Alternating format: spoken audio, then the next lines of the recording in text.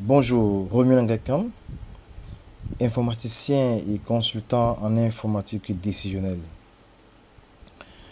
Je vais aujourd'hui vous présenter un tableau de bord qui est élaboré sur Microsoft Power BI Desktop.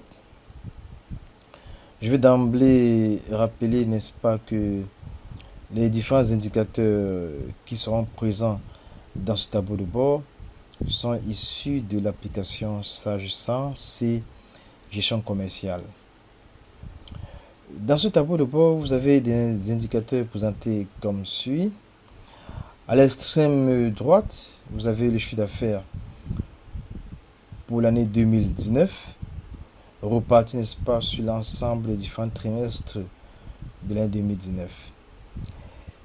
Les mois également représentés, tels que vous voyez là.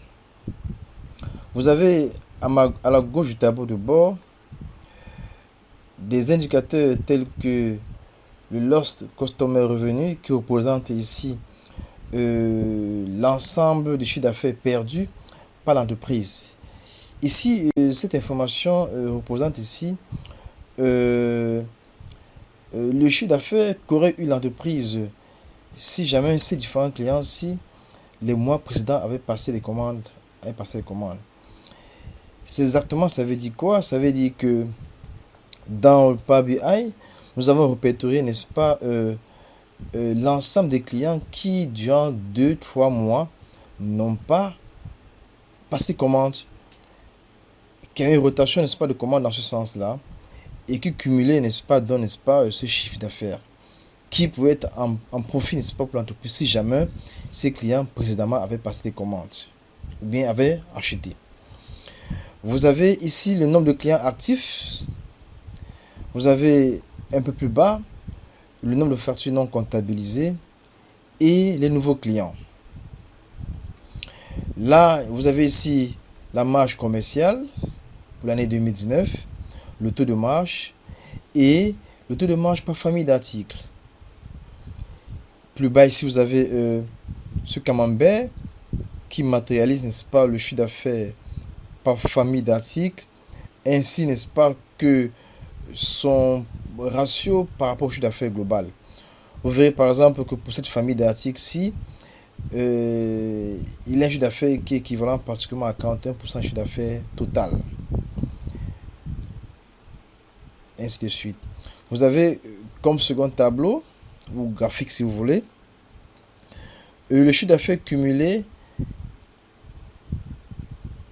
et comparé, n'est-ce pas, à la même période à l'année antérieure. Et son évolution mois par mois. Year to date, en previous year, year to date. Et son ratio d'évolution. Tel que vous voyez sur le tableau. Sur ce tableau.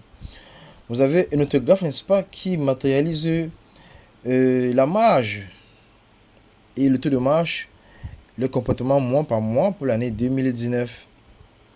Vous avez plus bas ici le top 20 des clients, le top 50 des articles, et puis là, le chiffre d'affaires comparé mois par mois et comparé au mois antérieur, ainsi que son évolution. Vous voyez là qu'en janvier, on a un chiffre d'affaires de 529 millions. Le mois antérieur, c'est-à-dire décembre 2018, et son ratio. En février, vous avez un chiffre d'affaires de 429 millions. En janvier, vous avez 529 et il y a une baisse de 18%, ainsi de suite là. Alors, comment est-ce qu'on peut également analyser ce tableau? C'est-à-dire, comment mieux comprendre ce tableau?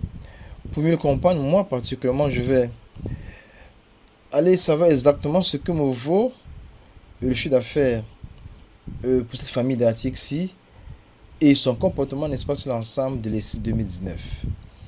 Je vais donc cliquer, n'est-ce pas, sur cette famille d'articles-ci qui vaut 41% de chiffre d'affaires. Et on me dit, n'est-ce pas, que ce chiffre d'affaires-ci par famille, pour cette famille-ci, est de 1,918 milliard de francs CFA pour l'année 2019. Que vaut, n'est-ce pas, ce chiffre d'affaires par famille, par exemple, pour le deuxième trimestre de l'année 2019? Je sélectionne donc le deuxième trimestre de l'année 2019 qui est donc avril, mai, juin. Et l'information me dit que pour cette famille d'articles-ci, j'ai une marge de 78 millions pour un taux de marge de 15%. Et pour un taux de marge pour la famille en question, négatif de 168%. Et là, j'ai le comportement cumulé, n'est-ce pas, du chiffre d'affaires pour cette famille d'articles-là, mois par mois, pour l'ensemble du deuxième trimestre de l'année 2019. Son taux de marge également là. Et ici, les différents clients, n'est-ce pas, qui ont acheté les articles pour cette famille d'articles-là, tel que vous voyez là, et les familles, n'est-ce pas, les articles, n'est-ce pas, qui intègrent cette famille d'articles-là, représentés, n'est-ce pas, dans le top 50.